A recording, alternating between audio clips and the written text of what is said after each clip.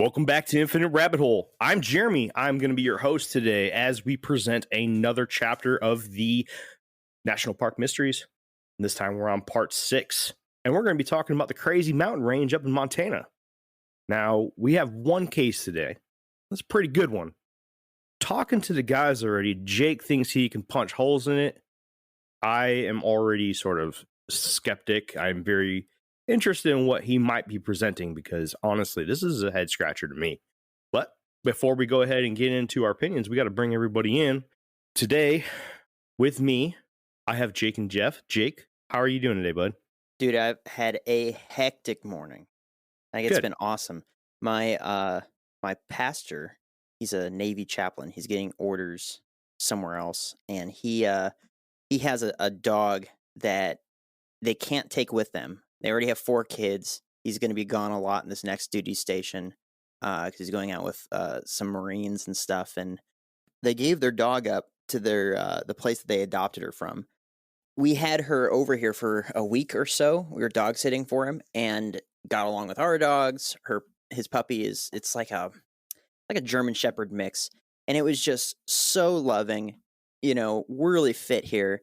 And I was just like, hey, give me a second. I need to talk to Whitney. And I texted him. And then less than a minute later, I sent it, hey, we'll take your dog. And so Nice.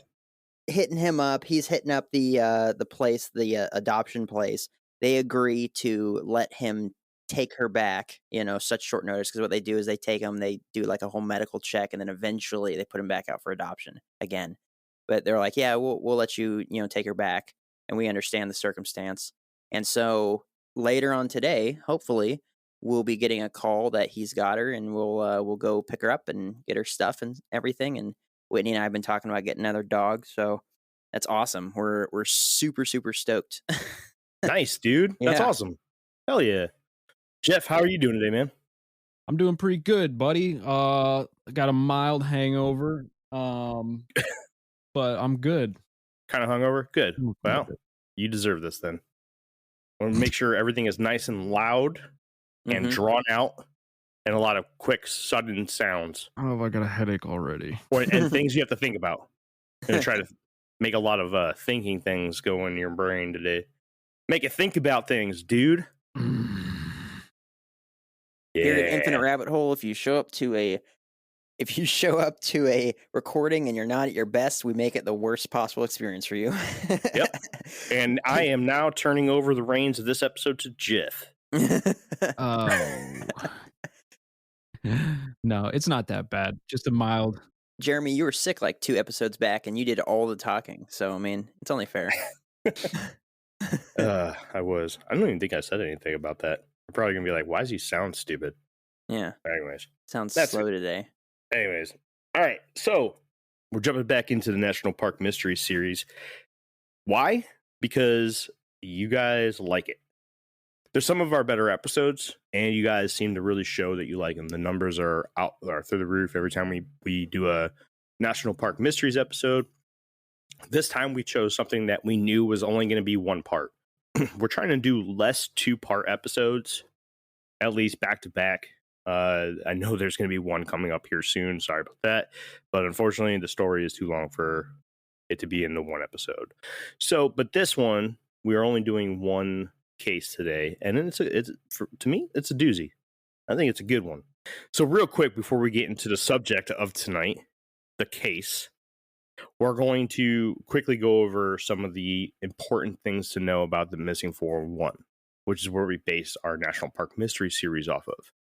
Now, we have 5 other episodes as part of this series, so please, if you guys need a deeper dive into what is the Missing 411 and exactly what we're talking about and what makes the cases Missing 411 cases, please check out the first episode, National Park Mysteries Part 1 in Season 1. That episode will do the best at explaining it, and I believe we do a pretty good job at explaining it again in Part 3.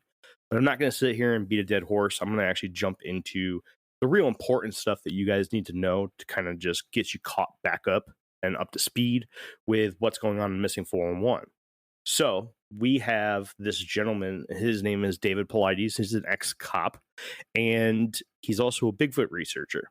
Well, one day he was researching Bigfoot in an undisclosed national park, and some of the rangers came up to him and said, "Hey, we have some really fishy stuff going on here.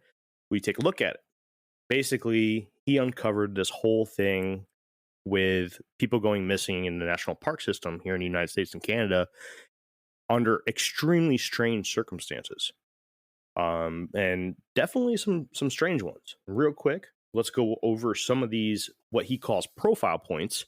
And basically, every case has a good chunk of these profile points that are outlined in the case. The first one is there's a point of separation.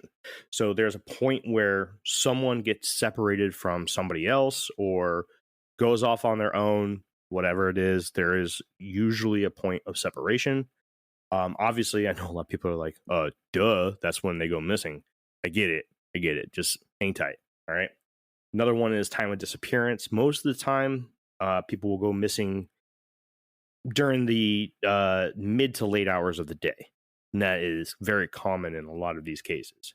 Another one is boulder fields. So there are these rock and granite fields that are sometimes in these large chunks of woods and forest here in North America. And a lot of times they go missing around these things. And it actually just looks like a rock fall down the side of a mountain or a hill. And yeah, a lot of times people go missing around those. One other big profile point to remember is weather events. A lot of times a weather event will take place during the time that the person has gone missing or immediately after. And a lot of times it actually happens during the search too. And I'm not talking about, it sprinkled or, it was a little chilly out. No, I'm talking about major weather events. I think we were talking about the Adirondacks when there was a weather event that dropped almost 4 feet of snow. Extremely heavy rains, extreme cold snaps, something just out of left field that happens. Another profile point, disability or illness.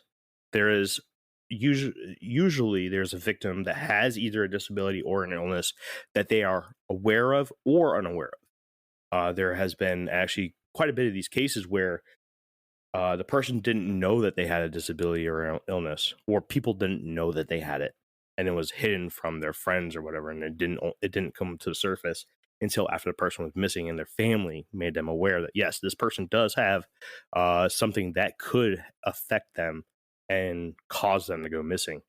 And then also there's a lot of times where someone has like a broken foot or a broken collarbone, something along those lines. I remember there was one case that we talked about where there was a guy who had a broken foot, and instead of going out hunting away from the camp with his friends, he stayed back and we walked 100 yards away from the camp and went missing. I think that was on the last episode that we did down in Santa Fe. One of the ones that stick out the most to me is that a lot of these cases, canines can't track them. They bring in these dogs that are trained to track people, missing people, people on the run, that have found hundreds, if not thousands of people throughout their careers. And a lot of times these canines just go around in circles, or they refuse to go into a certain part of the woods, things that the handlers have never seen before. And that is extremely strange because I own dogs myself. And usually dogs are a very, very good sign of something that's wrong or something that isn't right. My dogs will alert to a ghost fart. It's like, yeah, what are you guys going off for? And it's just like, another profile point is that sometimes if there is a body found or the person is found alive, they're found in an area that has been previously searched. I can't tell you how many of these cases where you hear about this group that was set to search this one area. A lot of times these search and rescue missions, they set up a grid system, and this grid has been searched by one group, and then another group comes in and searches, and then another group comes in and searches, and then 3 or 4 days later, they're back in that area and they find something. They find a boot, they find the person, they find hair, blood, whatever it is. something's found. Another profile point is missing clothing. For some reason, even the ones that don't have to deal with hypothermia, clothing is found. The reason why I say hypothermia is because there is this sensation that when you're hypothermic, you actually start to feel like you're extremely warm, and people will start to shed their clothes. Can't remember the name of it, but there is a scientific term for it. And that's not necessarily the case. Like we were talking about a case down in Santa Fe where this was happening in the middle of the summer, and it was very warm out. And the woman was just naked when they found her. Like no idea what was wrong with her. Another one is unknown cause of death. It is very hard to determine why some of these people have died. There is some very, very strange circumstances in some of these cases, and the cause of death is never found. And then the last profile point is geographical clusters. Now, if you go over to their website, it's called canammissing.com. You can find this geographical cluster map where it shows you all the clusters. And basically what this is it's national parks all across North America where people tend to go missing. And each one of these little pins in the map is somebody going missing. And they cluster around national park areas. Not necessarily in the national park, but even the surrounding area around it. When we were talking about Santa Fe, the immediate area outside of Santa Fe was even more known for some really crazy missing cases than Santa Fe itself, although Santa Fe also did as well. Now, we talked about all the things that qualify a case for a missing 411 case. A case doesn't have to have all of those. It just has to have a good chunk of them. And usually at the end of the case, I will go ahead, or at the end of the story of the case, I will go ahead and tell you which one of these are highlighted by the case. But real quick, before we jump into the crazy mountain range, let's go ahead and go over the 4 factors that will exclude a case from being investigated as a missing 411 case. Any one of these that show up in the case, automatic, not part of the missing 411. 1, a real mental illness. Something where this person has a mental disability that clearly shows that this is the reason why this person went missing. It's no longer a mystery. No, this person went missing because of their mental handicap. Okay. Mm-hmm. This is no longer in the realm of the missing 411. Another one, a voluntary disappearance, meaning suicide.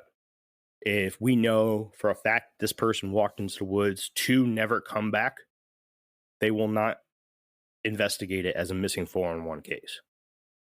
Criminal activity.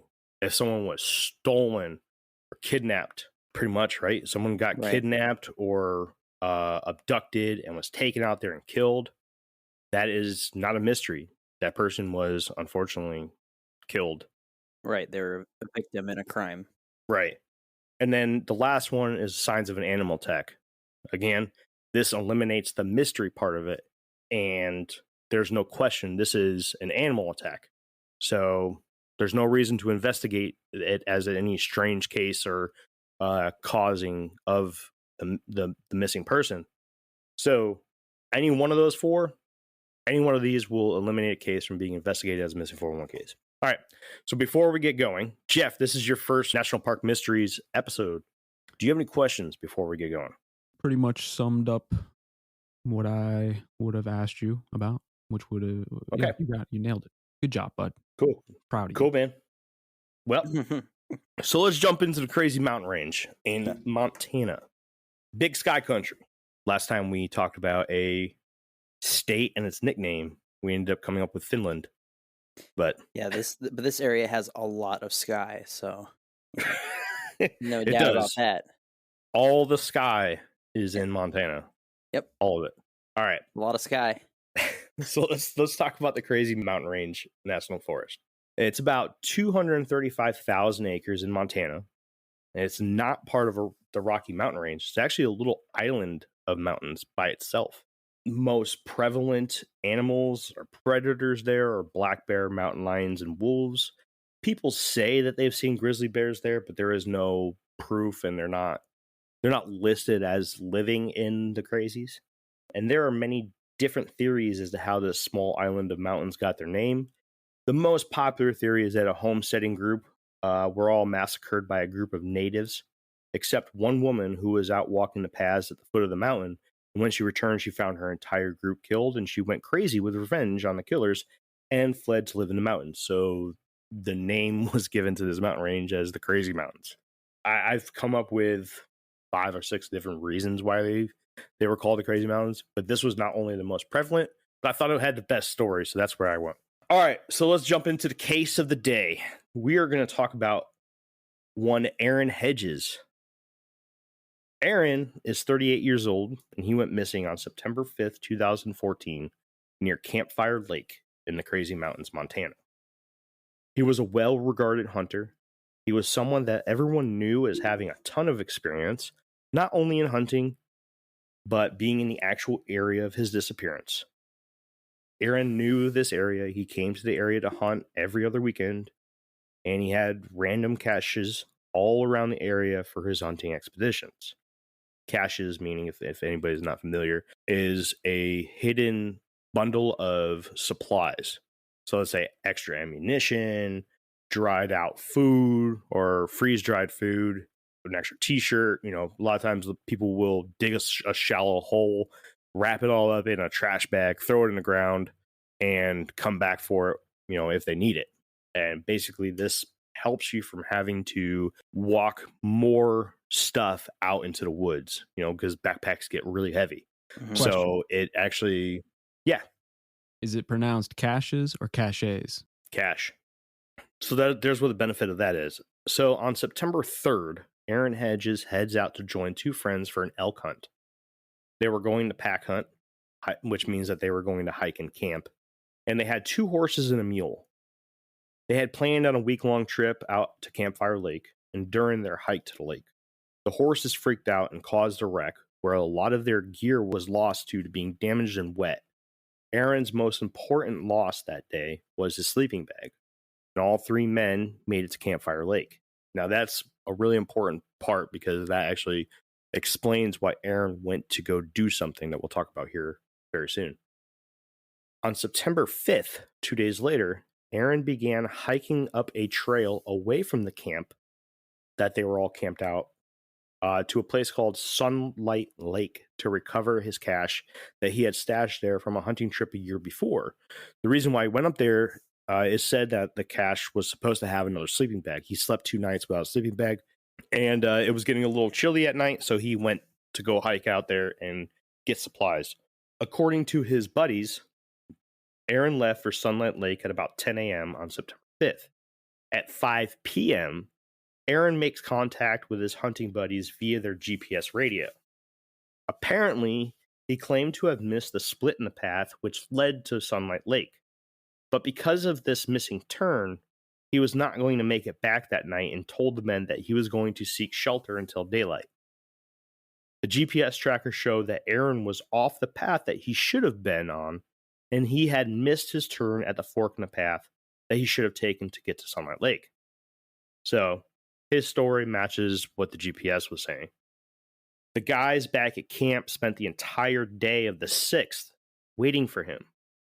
Early the next morning following that day, on the 7th, his hunting buddies realized something's wrong and spent the entire day looking for Aaron. A massive winter storm began at 4 p.m. on the 7th. 18 to 24 inches of snow fell within 12 hours. Now I don't know if anybody understands snowfall, but 18 to 24, like 1.5 to 2 feet of snow dropping in 12 hours. That's a lot of freaking snow. Oh yeah. The evening temperature dropped into the teens, and the nighttime temperature dropped even lower, not including the windshield. At 9 p.m. on the 7th, one of the other hunters finally calls the authorities to tell them that Aaron is missing in the storm. Search teams from 2 counties, Sweetgrass and Park counties, arrived on the scene with a few dog teams each. Park County searchers arrived on the scene and searched from the side of the path that Aaron and his hunting partners had traveled, while Sweetgrass County searchers approached from the side of the path that Aaron last checked in on his GPS. The searchers from Sweetgrass County noticed that there were no footprints in the snow, which made it hard to prove that Aaron traveled that way at all. Helicopters showed up the next morning after the storm passed. One of the dog teams found boots and a camelback water bladder sat neatly next to each other. A little further away, they found a campfire circle and straps from a backpack and a partially burned cigarette pack that matches Aaron's favorite brand.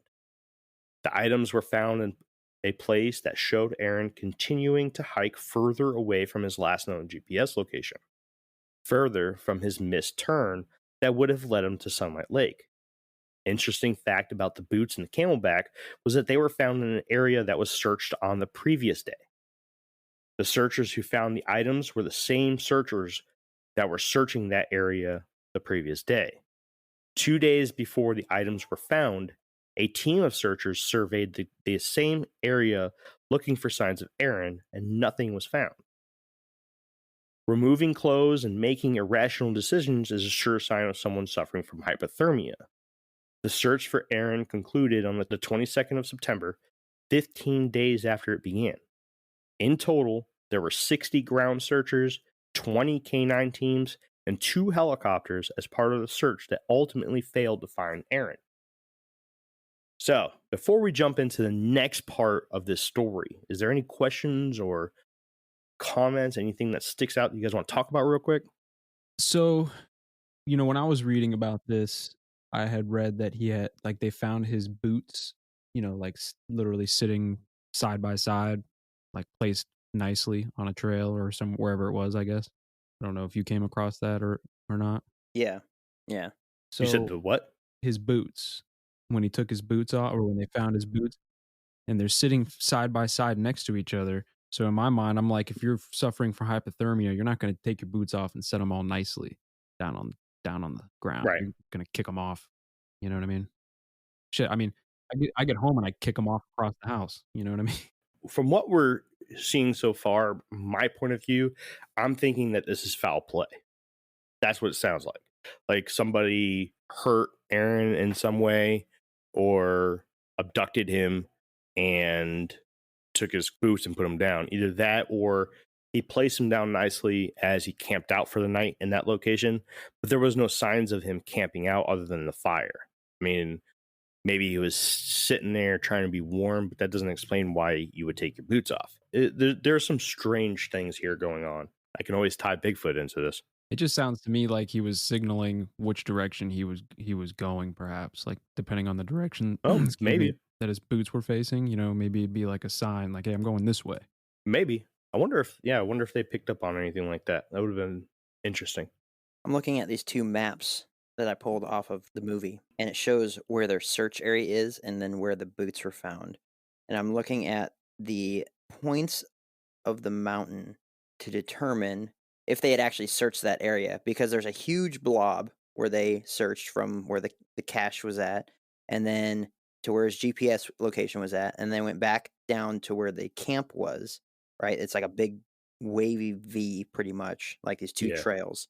And then there's another blob further down, and that appears to be where his boots were found.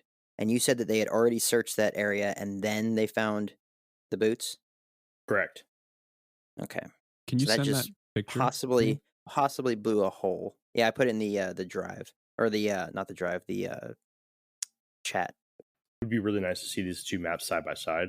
You can see right where the boots are, right? On that one where it says the boots are labeled here. And for those that are listening, if you guys want to see the pictures of these maps, they're going to be on the Facebook. I'll post them with the episode. They'll probably be in the comment section. Just look in the comments. They'll be right there. If you look at like the 1030 position, you see like there might be this other little area where they searched. It kind of looks like there's some red in there. You see what I'm talking about? Yeah. Right next to the ridge, you can kind of see the depth lines there, and then there's like this little brown circle. Then you can go onto the other map and you can kind of see that same thing, right? So where they found the boots is right at the tail end of that search area that you were just talking about, that one that's off by itself. Yeah. that's where it begins. You can literally lay these two maps over each other, and it's just it's this whole canyon. Well, okay, so it may not have ruined my my speculation as to what happened. Can you talk about it now, or do you need some more? Well, I can talk about a part of it. There was like 2 feet of snow on the ground. His boots are probably like only 8 inches tall. So if they were covered up before they were found, because in the movie they talk about that when they were searching and they found the boots, that the weather was a little bit warmer Mhm. and snow was melting. So if they were covered and they just didn't Yeah. see them, not necessarily that they walked through that area, there was nothing, and then they came back, and then there was something. It could have Right. just been that they just didn't see them, because I know that when there's search parties going on, and there's deep underbrush and there's snow and stuff, they have these sticks and they probe, right? They probe as they go because, as far as they know, there's a dead body laying underneath, some foliage because a murder happened or whatever, or there's a dead body laying underneath all this snow and stuff. But they're just probing around. There's probe, probe, Mhm. probe, probe, probe. And although I think the boots would make a obvious, like, there's something here, because snow coverage is pretty even, right? It's not like it just dumps in like a 2 foot by 2 foot section. It's pretty even throughout. So all the rocks and the brush and all the logs and stuff, they make these like these hills and stuff in the snow, right? And so that would be something to look for. But if it was something as small as a pair of boots, well, that's obviously not a dead body. That's probably a stump. It's probably a rock or whatever it is. Then later on, a couple days later, when the storm ends, the snow starts melting, and then they're there, and it's just like, oh shoot, here's his boots. Mhm. And here's this fire pit with this burnt cigarette lighter or this burnt cigarette pack in it, and I know that it was Aaron's brand. So that I think that it was later uncovered while they're in the process of this search, because they said that it was only a matter of days from it going from being an absolute, horrendous blizzard outside to, well, now the sun's coming back out. Whatever that storm was, it's done and the snow's melting. Mm. So that's where I'm going with this. And as we get further into, what happened to Aaron, I'll reveal more of what's going on until I just blow a hole in it at the end. Love it. Yeah. What about you, Jeff? You got anything else?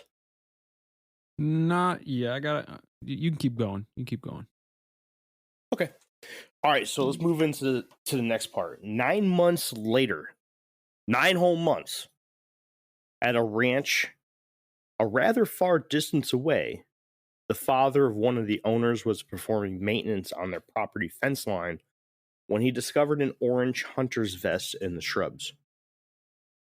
After approaching the vest, he discovered a camo backpack leaning against a tree as if someone had placed it there, and a compound hunting bow with arrows.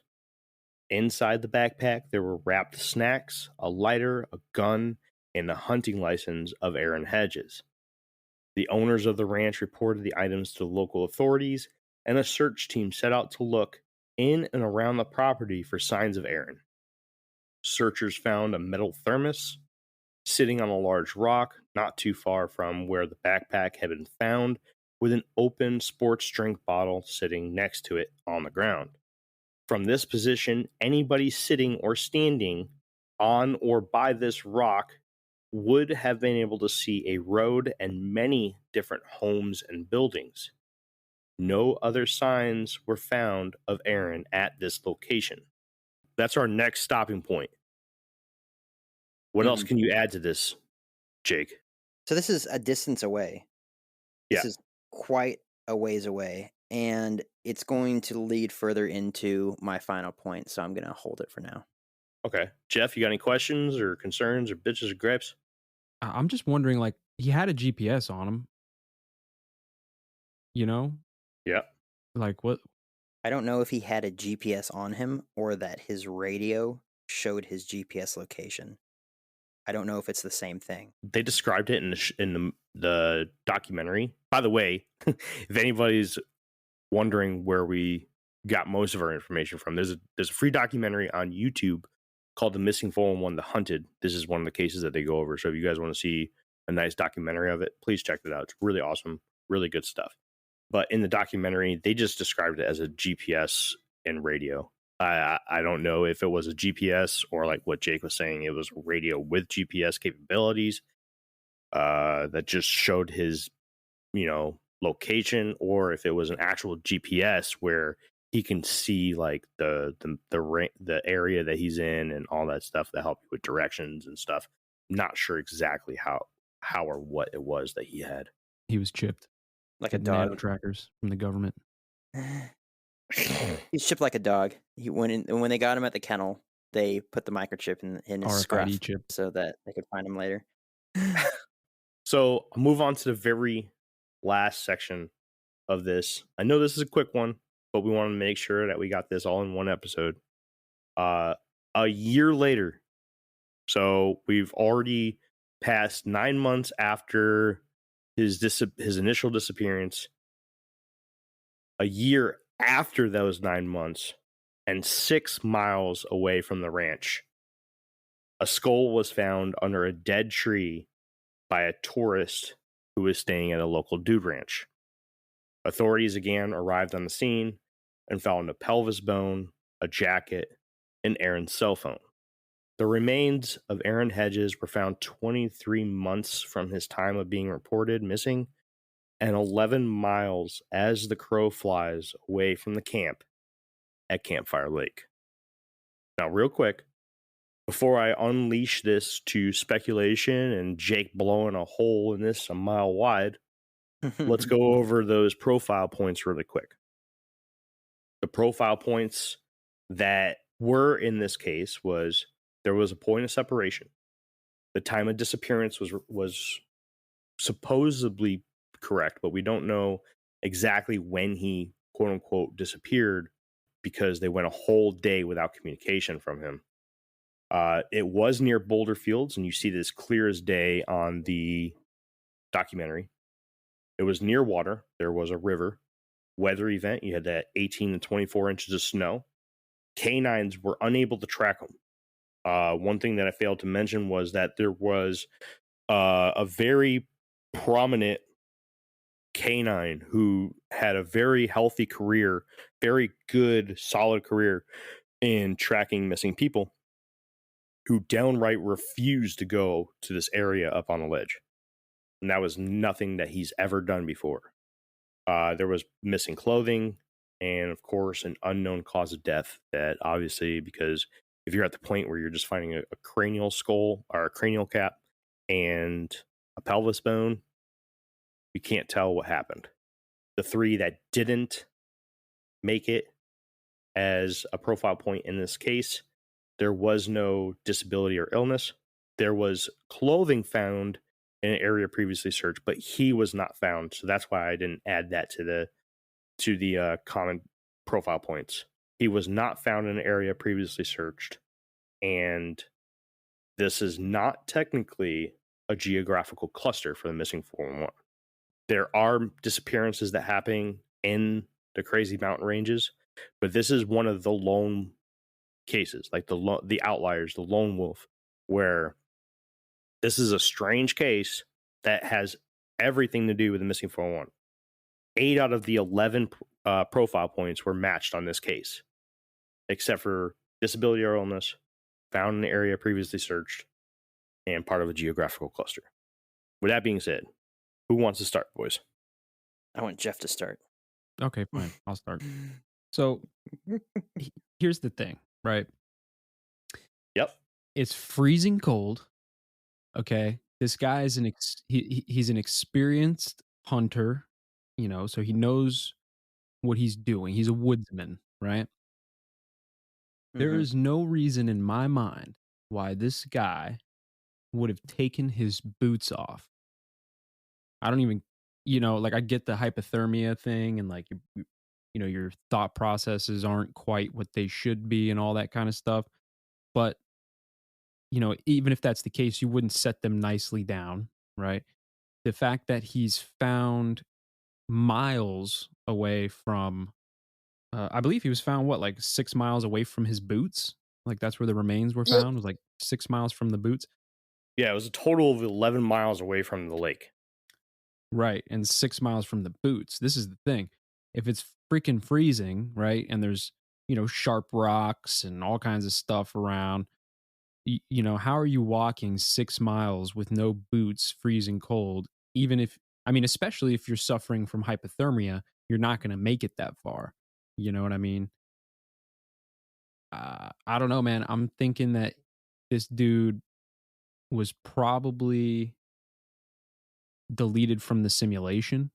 You guys have heard this, right? Like where if it's almost like the simulation doesn't render everything. It's like a video game, when you go further and further, like in Minecraft or something, it renders as you go.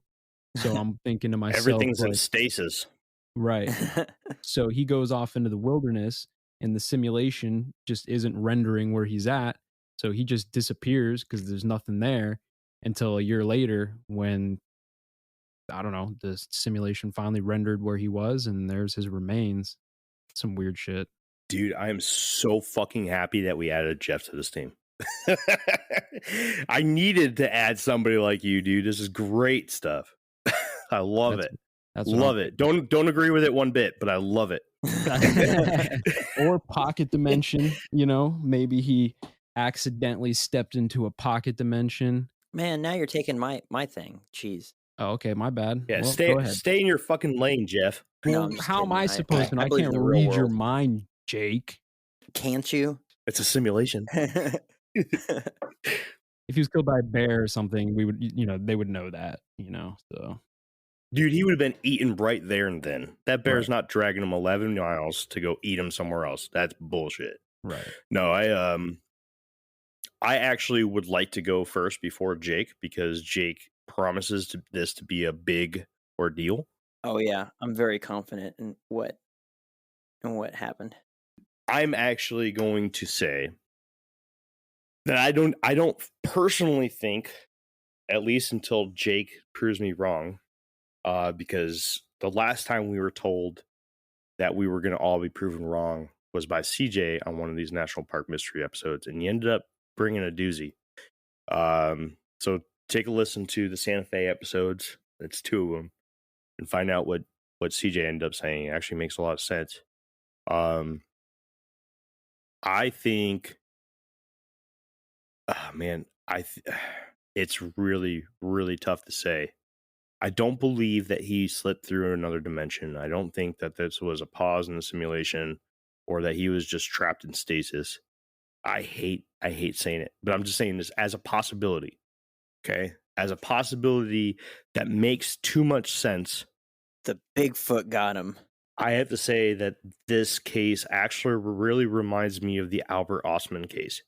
And if anybody's not familiar with the Albert Ostman case, I'll give you a brief summary of it because we're going to dive into this really heavy one day. But Albert Ostman was abducted and kidnapped by a small group of Bigfoot. And yes, I know. I'm the Bigfoot guy. I freaking called it. I was the Bigfoot. Man. So, well, I actually have 2 cryptids this could be. Is that the one? That's the one where he was in the sleeping bag, right? And he fed the tobacco to the male. Yeah.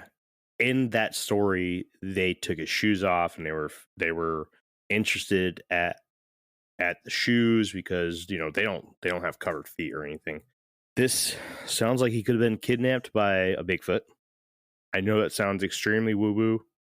I'm just trying to come up with anything that makes sense because, like Jeff was saying, taking your boots off and hiking 6 miles with no boots on in the snow, in melting snow, which is super wet, doesn't make sense.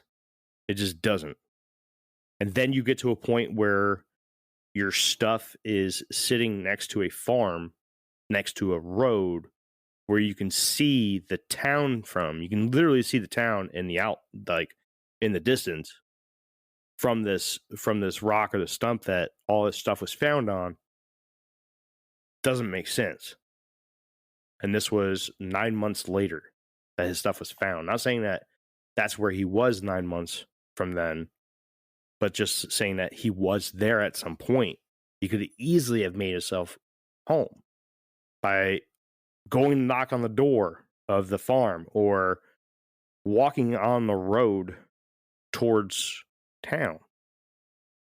Now, if a Bigfoot were to come and grab somebody, I have no evidence of this whatsoever, but there are these cases sometimes where people will say that a Bigfoot, if someone had died or something, like a person had died, a Bigfoot will place their clothing down or their possessions down close to civilization. So, for example, let's say that he got abducted by Bigfoot, and the closest after he died in the custody of these creatures, he died, and they took his possessions and gave them back to us as the humans, the early human race. And the closest that they were was near this farm. So they put it close to the farm without actually going far enough to be spotted. And then, they had a few things on them. Like, I don't know, maybe they carried the body around, man. I don't know. Maybe they made some sort of jewelry or some kind, like they took a pelvis bone for like a trophy or something. Why would he have died in their custody? Because by and large, they probably eat the exact same stuff that we do. Like, not hamburgers and stuff, but, the same types of wild edibles, possibly meat and fish and things like that. I mean, there's a creek or they called it a creek in the video. It's like a whitewater river the entire time. But, it's just like, why would he have died there? Well, let's say that, this was a family, a mother, a father, and a juvenile. Let's say that juvenile is like, yo, let's fight, like kids do. And crush his spine. And this juvenile has the strength of a fucking chimp, and this thing's already bigger than him. And yeah, think of it as like a 7-year-old kid trying to play WrestleMania with their 6-month-old sister or brother. It's like, he could just be playing around, but could fucking easily kill him. No, I'm just being serious. I'm gonna go off on a limb here and say that he wasn't abducted by a cryptid because he was armed and he was an experienced hunter. No, I don't think so, because they could have easily snatched that shit. Now, Jeff, I know you don't know a lot about the stories and theories behind Bigfoot, but there are theories saying that Bigfoot knows. No, you don't. He had a swamp ape attack his trailer. Oh, that's true. You did. I got a swamp ape that lives right next to me, bro. Anyways, they have afternoon tea time together. It is theorized that these creatures known as Sasquatch knows what a gun looks like. I don't know if there's not much saying what a if they know what a bow looks like, but there is a lot of stories where a Bigfoot is acting normal, and then they notice that the person has a gun on them or anything, and they start acting weird, like like they're communicating with different clans of these guys, of these creatures, and through passed down stories and stuff, just like the natives used to do, they learn that we have these things on us that hurt. Maybe they just took everything away from him. Maybe they took all of his clothes off of him. Maybe he died from hypothermia, because the Bigfoot are covered in fur or hair, and they're looking at him like, dude, why do you got this clothes on? Let me get it all off. And they get all the clothes off of him, and they don't realize that this dude's freezing to death. So he dies from hypothermia. There's a lot of ways that, being kidnapped by a Bigfoot, you can die without starvation or dehydration.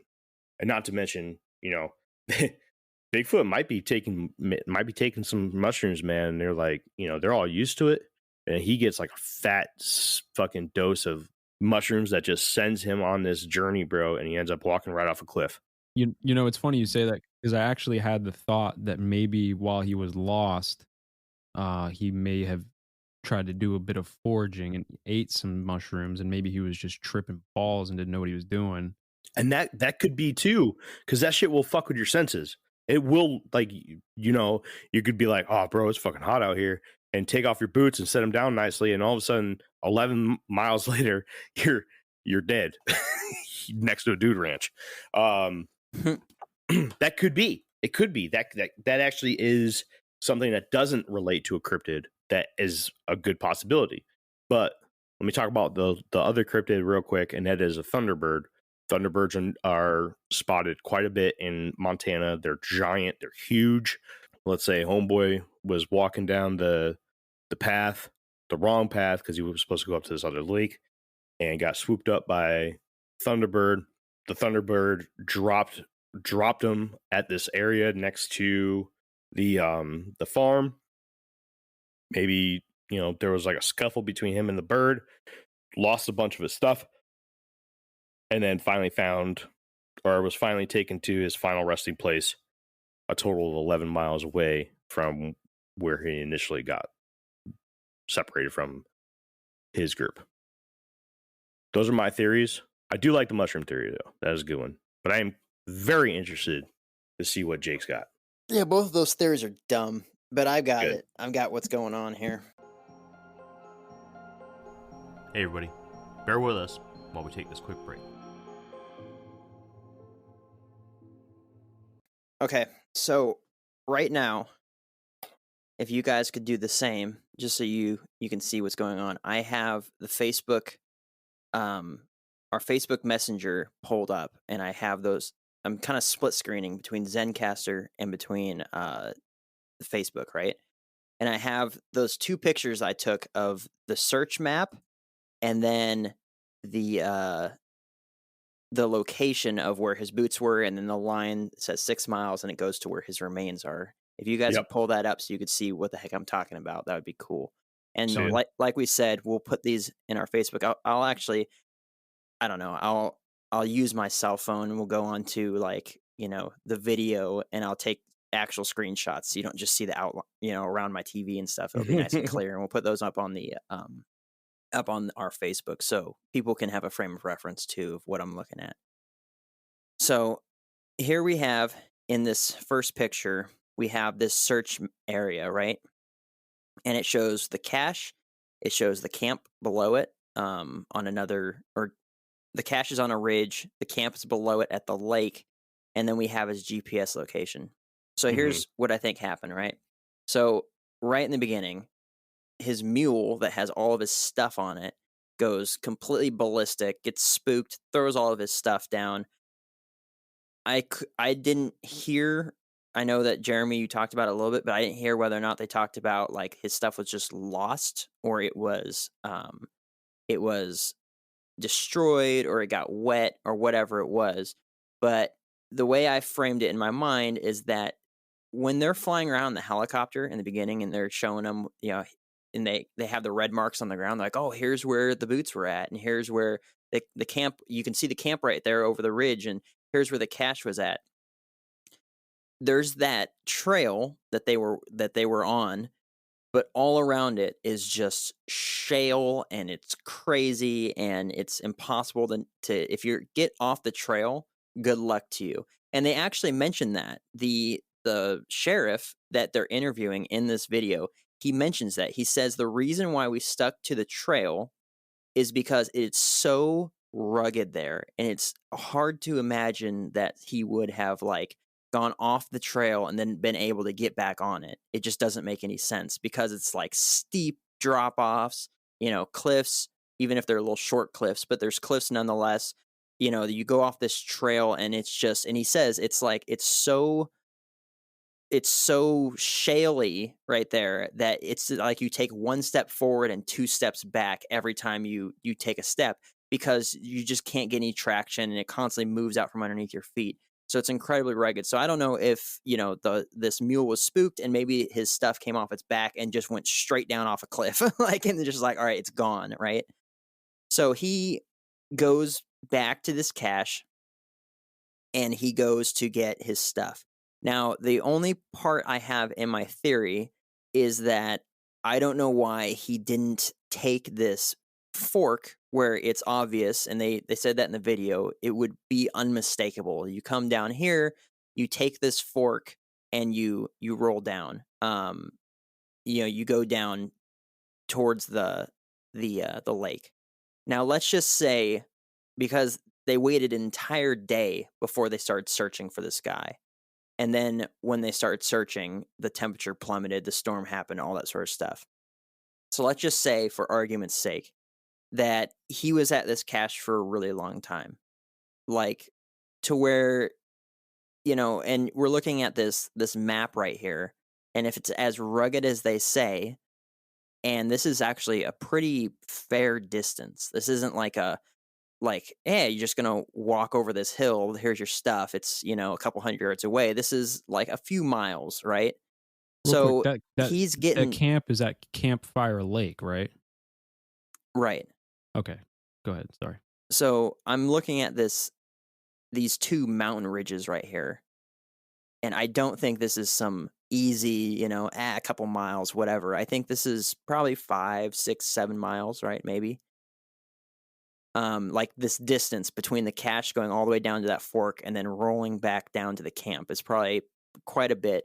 And if it's as arduous as they say, as far as the trekking goes, maybe it took an awful long time, right? By the time he got to his cache, got the stuff that he wanted to pull out of it, that he's like, all right, a new sleeping bag, a new, whatever, a change of clothes, whatever it may be, the stuff that he had in there that he was going to replace, a tent, by the time he comes back down to the fork, it's too late in the day to decide, hey, I'm going to go and risk walking this narrow path down this ravine to get to this lake.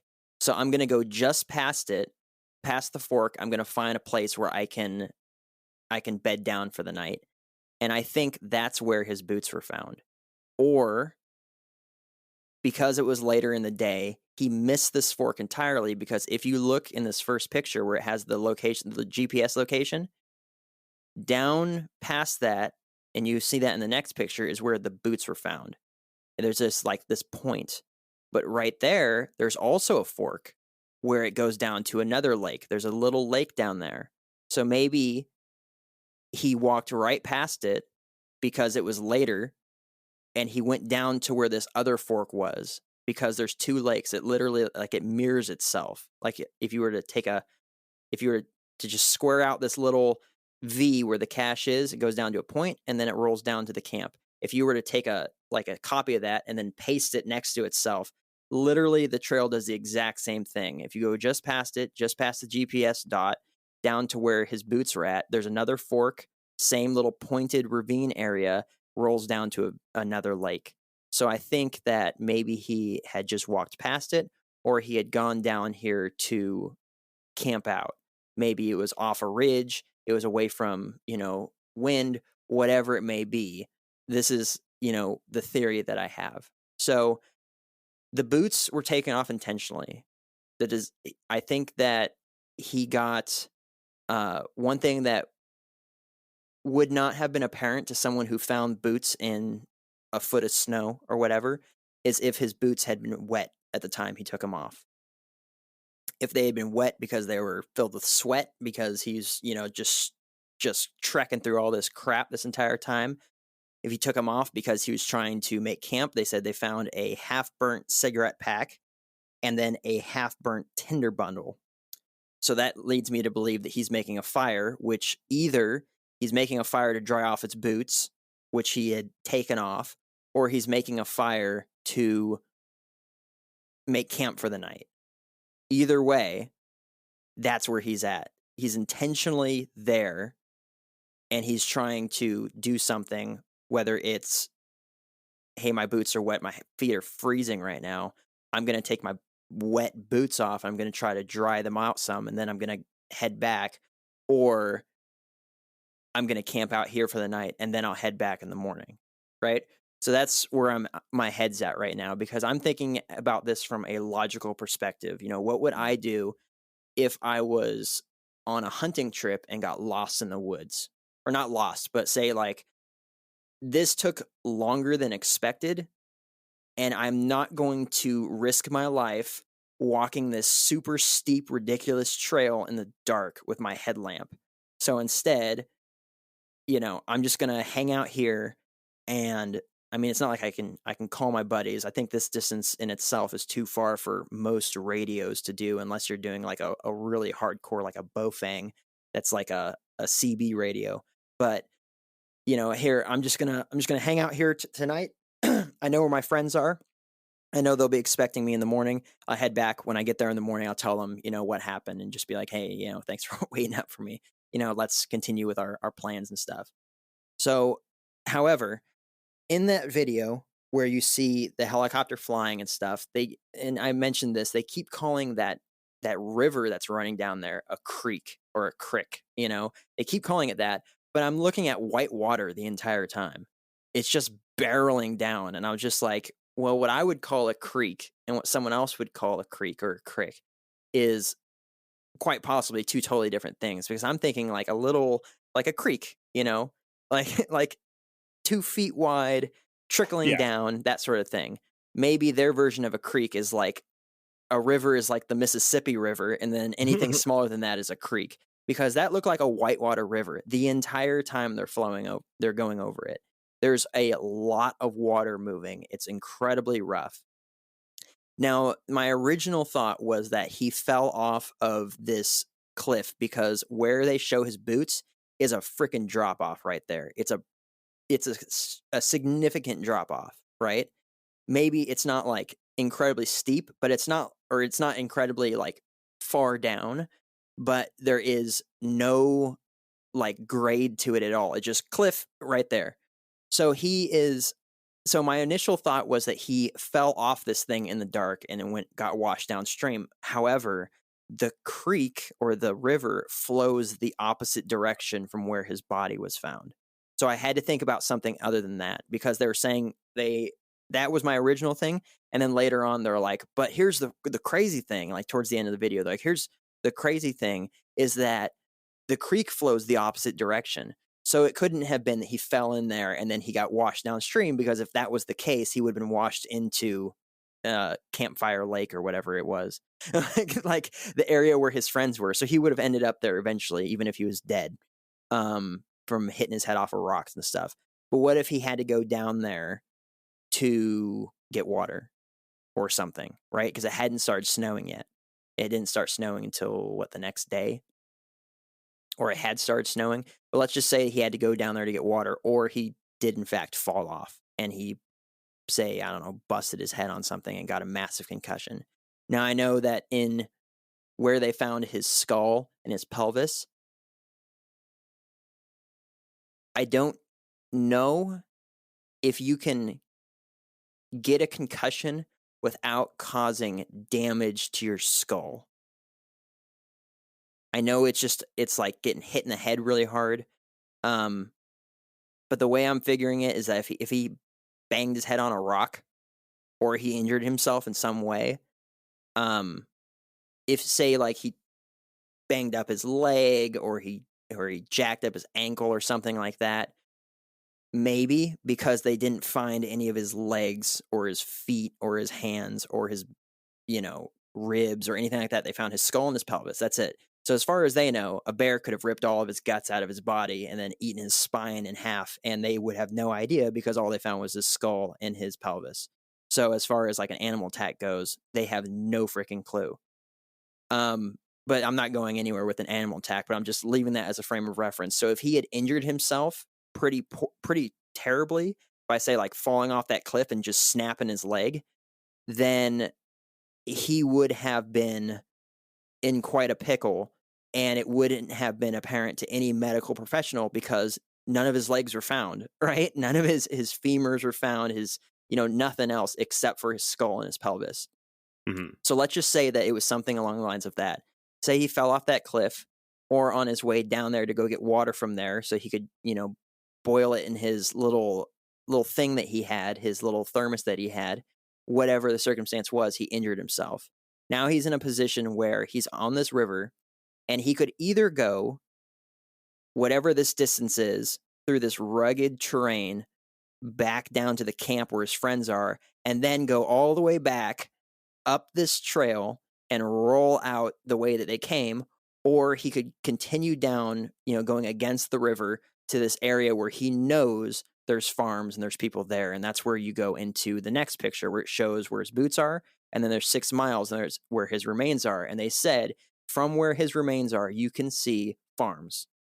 If he was as familiar with this area as they say, then why wouldn't you think, I'm going to take the easiest route possible? I'm horribly injured. Let's just throw the concussion thing out. Let's just say he broke his leg or he's really badly messed up one of his ankles or something or snapped an arm.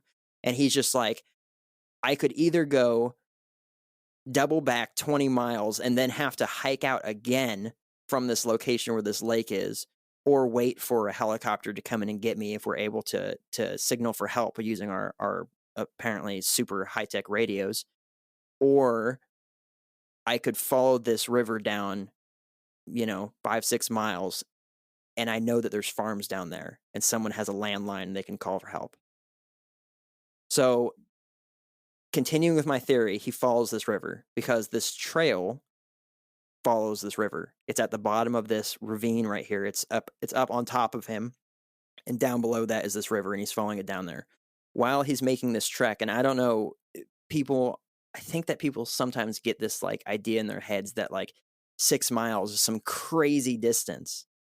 Like I did a 3-mile hike a couple months ago up a mountain that was at like a 70-degree angle. It was nuts. And it was incredibly difficult, but I did it in an hour and a half. It really didn't take that much time. And it was like the ground would move underneath your feet and you'd slide, and it was dirt in some places and gravel in some places. Like it was pretty crazy. This place is like 5 minutes from my house, driving. It really isn't that crazy of a distance. Maybe it takes longer if you like hurt yourself and maybe, climbing over rocks and stuff in like a precarious sort of like river scenario. But it wouldn't take that crazy amount of time. It's not like, 6 miles on, rocky terrain, man, that's going to take days. It really isn't like that. Anybody that hunts and like actually has to scout for their kill, they may walk that distance and pack out their kill in that distance in a day or two. Say they have to leave it for the night and then they come back the next morning, grab their kill, they quarter it up and then they pack it out. It's not that big of a deal. It would probably be a lot more if you were hurt, but at the same time, that would be a much easier way to go versus going all the way back to where his friends are and then having to, if they couldn't get a signal enough to get a helicopter, having to go all the way back out to where their vehicles were originally, or wherever, they started their trek with their mules and all that sort of stuff. So let's just say that he knew this. So he falls down this way. While he's going this direction, the weather event happens. And then he's in trouble because, for one, he doesn't have any boots on, right? So his feet probably are taking quite a beating. He doesn't have any of his, he doesn't have his sleeping bag in his tent or anything like that because that wasn't found originally, or it was, or did have it and he lost it when he got into the river. I don't know, because he went up to his cache, but they didn't say that he really had anything with him when they found his backpack besides the phone and his gun and all that sort of stuff, right? And I know the phone thing is just like, oh yeah, the phone, but if there's no cell phone signal, it doesn't do you any dang good except you could take pictures with it. And if it gets soaking wet, whether from snow or from, a river, what good is a cell phone going to do for you? As a matter of fact, in the video, I think they said that they couldn't pull anything off of his phone. Like, and that could have been because of the duration of time that his stuff was out there in the elements, that 1.5 to 2 years before they actually found his remains. Or it could have been an initial because it was banged up or because it got wet initially. So there's really no frame of reference there as far as like why they couldn't access his phone at all. But so he goes to this area through this weather event. Now he's in a pickle. Now he has hypothermia. So the way I'm figuring it is that this has all happened in a matter of days. His boots were covered by snow. They later found them on that ridge right there. But none of the pictures in that first picture show that they searched further down in this river. They just stopped. They're like, oh, here's the trail. And here's, a little bit further on is where we found his boots. But they don't go looking down this trail right here. As far as they know, if they had gone down this river and searched down here, they might have seen a tent set up somewhere or a sleeping bag if he had pulled stuff out of his cache. But they never mention that. They never go into it. They don't say that they searched it. They just show, then later on, his remains are found here. So let's say that he has to hike along this river during this weather event. Now he's hypothermic. They say it dropped from like the 50s, which was, as the sheriff said, relatively warm, down to the negatives. Now he's in some deep crap because now he's hypothermic, right? And it does not take long to succumb to hypothermia. I think when they found his thermos, he probably was trying to hydrate himself and warm himself up, maybe. But I think that he eventually walked over to where they said, oh, you can see the ranch from here. You can see houses from here. I think that's where he died. I think that he succumbed to hypothermia just before making it to safety. I think they say that 80% of your body heat comes out of your head. So if you're really cold, you should definitely have a hat on.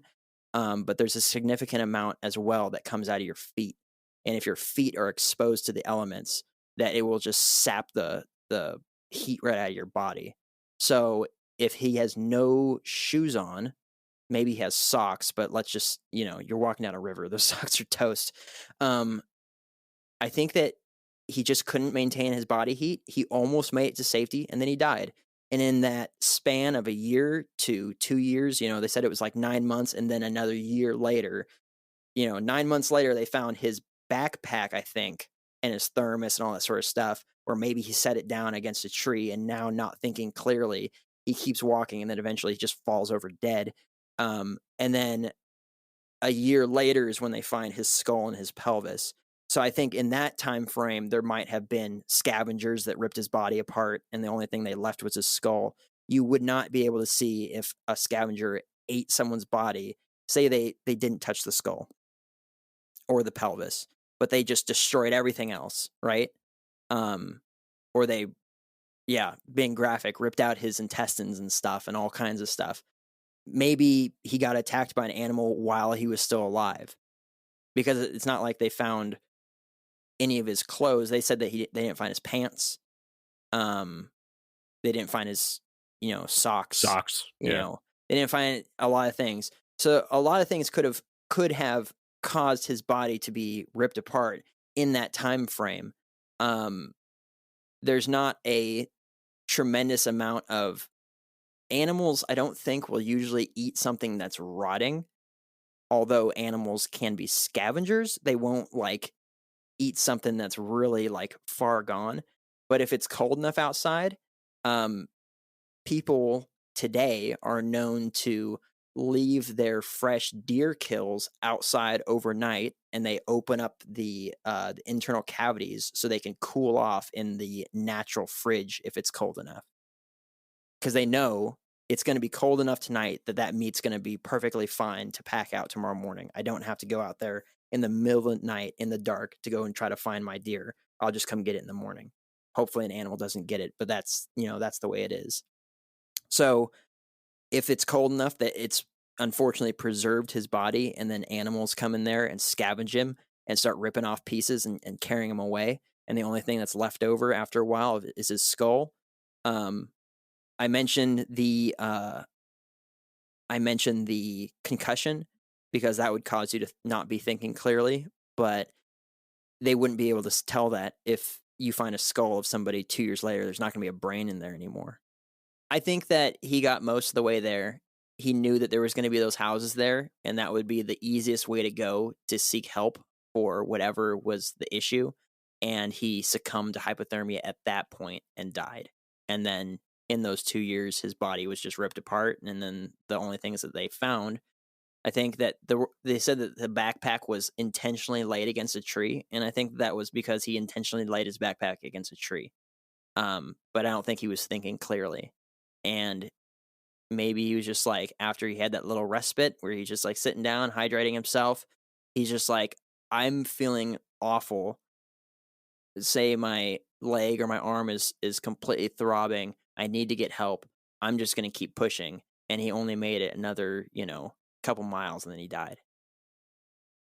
And I think that's what happened. I don't think that there's any foul play. I don't think that there's any Bigfoot or time portals or anything. I think that this is a pretty, you know, easygoing case as far as what happened to him.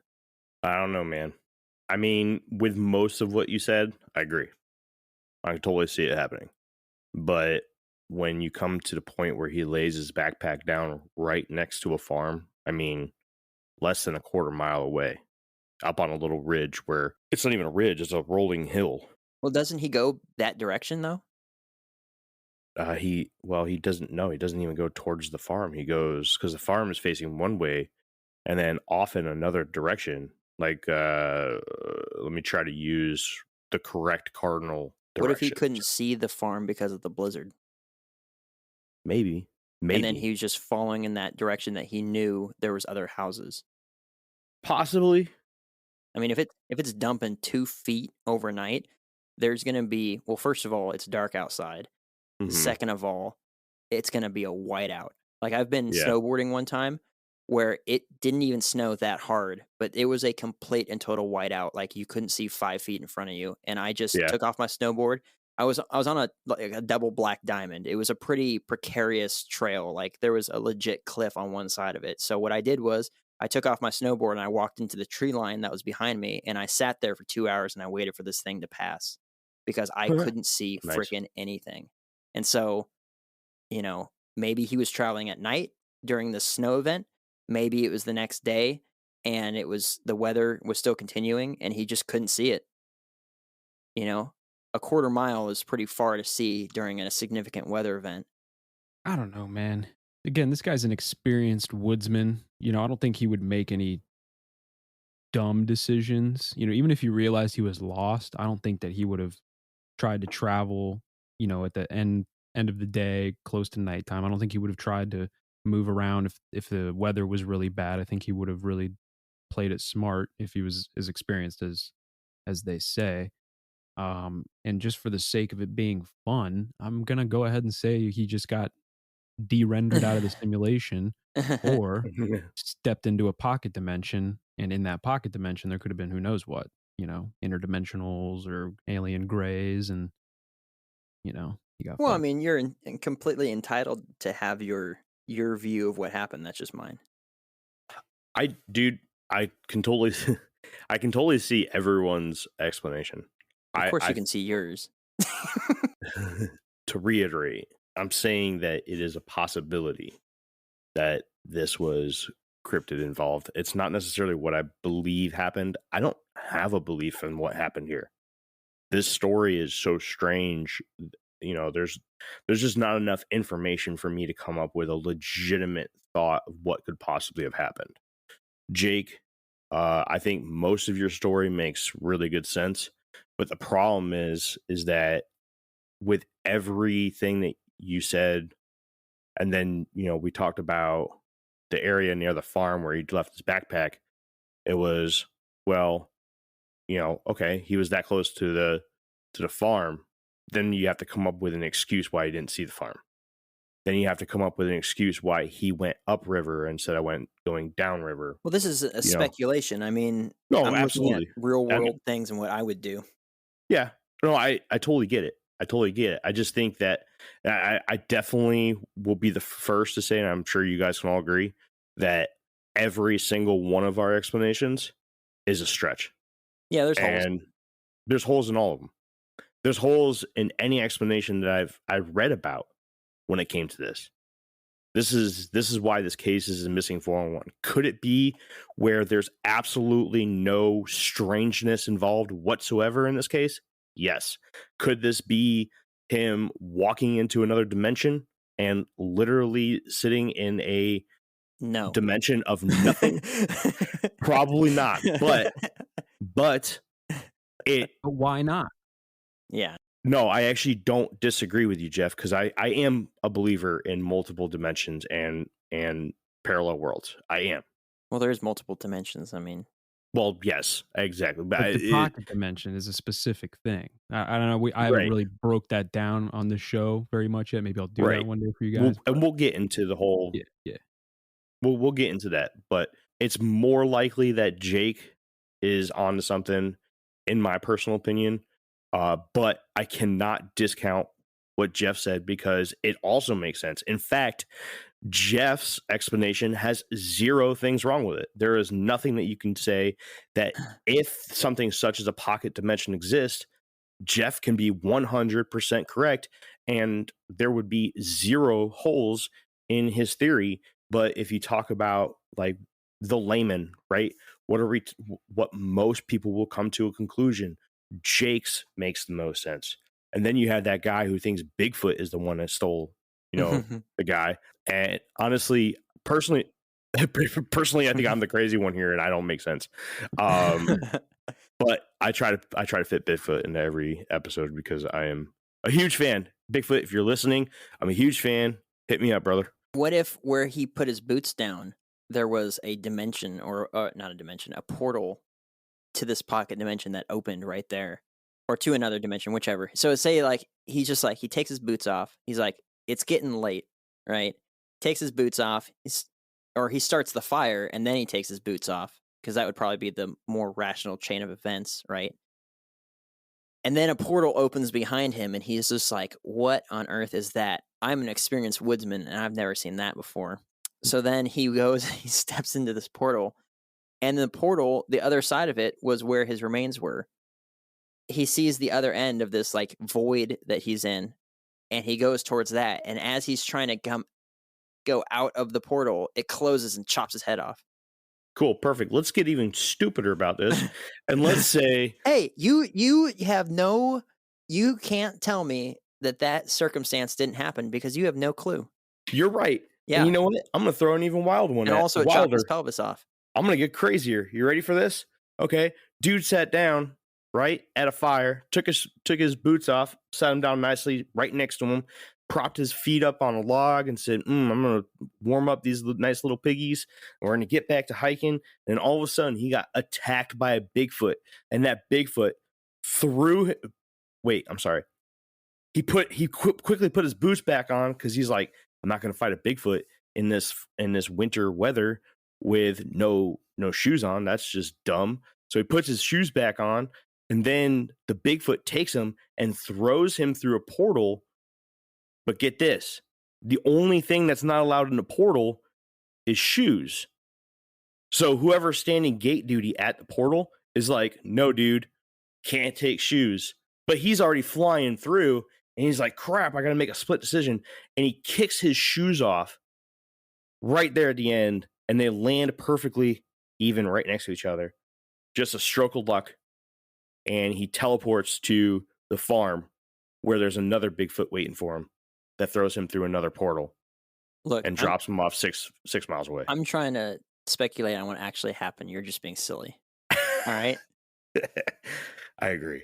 I do like the Thunderbird idea, though, because I do believe that there's probably giant birds out there. I don't disagree, but we're going to save that because one day we will do a Thunderbird episode. But here, I'm just going to do a very brief explanation on this pocket dimension. It doesn't have to be a portal. You could literally be walking through the woods and walk through into a pocket dimension and have no idea that you did, right? Like there's nothing different. Kind of like in that movie Black Panther, how they had like a force field around the city, right? Mm-hmm. And it just looked like more land out there. You know what I mean? Mm-hmm. It was like invisible. Mm-hmm.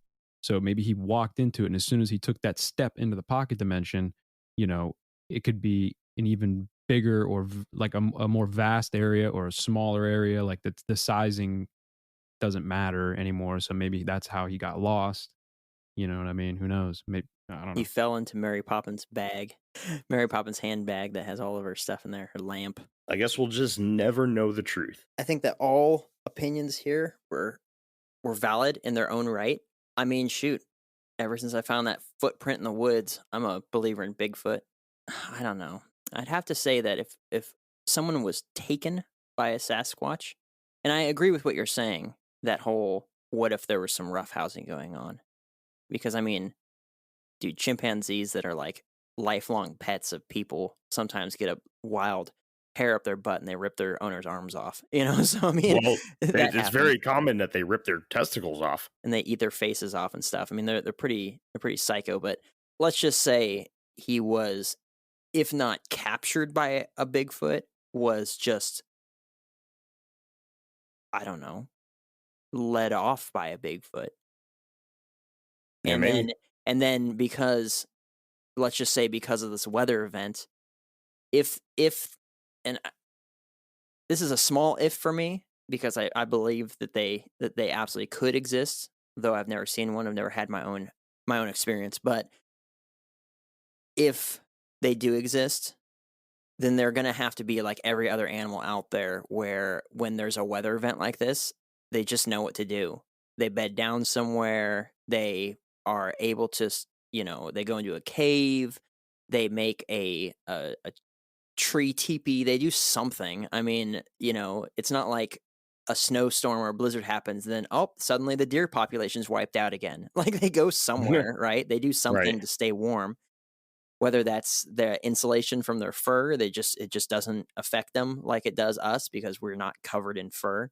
But maybe he wasn't so much that he was taken by a Bigfoot, but was led away by a Bigfoot. And then during this weather event, he died. His clothes get wet, he gets hypothermic, and he dies. Versus the Sasquatch, which has the insulation in its hair and the body fat to sustain itself through harsh conditions, and then he's ripped apart by the young Bigfoot, And then thrown through a portal that doesn't allow shoes. I mean, it's possible. It's Listen, unless there was someone recording the whole thing, anything is possible. Maybe That's he just true. ran off with his new girlfriend and he faked the whole thing. That's one of the major theories. It is. But What's that? I mean, that he ran off with a new woman. But then they found his dead body.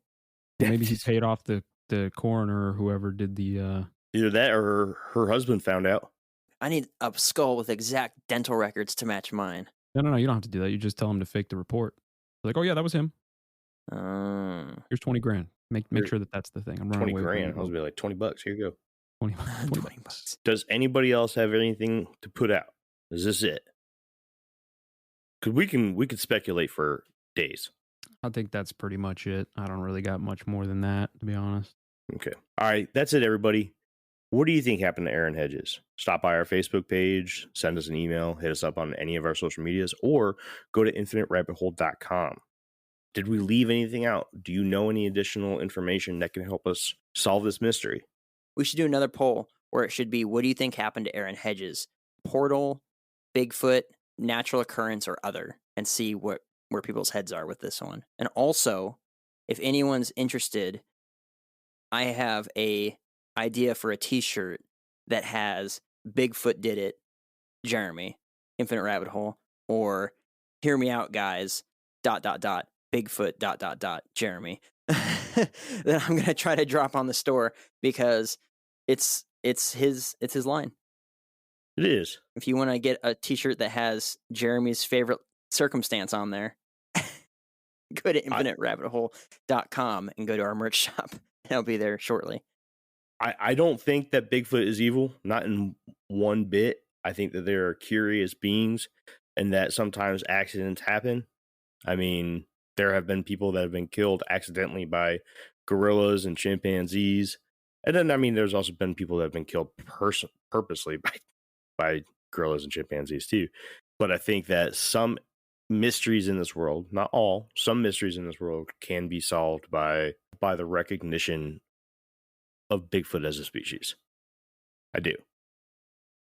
Anyways, I'm not going to keep you guys here any longer. Go check out infiniterabbithole.com. Check out our merch shop. Got some awesome t-shirts in there. The fabric is awesome. Mm-hmm. Just don't buy the enamel coffee mug. I'm going to take that thing off. It's horrible. Really? Yeah. It's one, it's tiny and it's already starting to stain on the inside. And I've drank coffee out of like 4 times, and it's like I'll send you guys a picture later. Like super stained on the inside now, and I wash it instantly. Just not a very good product. I'm gonna take it off the shop. So yeah, don't get that. In case I I forgot, wore my don't neck do gaiter that. at work all day yesterday, and it was awesome. Yeah, Good. nice, dude. Hit us up. Let us know what you think happened to Aaron Hedges. Also, let us know what you think about the National Park Mystery Series. Numbers say you guys like it, but who knows? Maybe we're tricking you guys every time you think it's going to be something different. I don't know, but we do have a plan for a National Park Mysteries Part 7 coming at some point early next year in 2022. In case you're listening to this in like 2027, who knows? Let us know. Hit us up. And on behalf of everybody here, the Infinite Rabbit Hole Podcast, thank you for stopping by. We'll see you again at the head of the next path in the Infinite Rabbit Hole. Bye. Bye.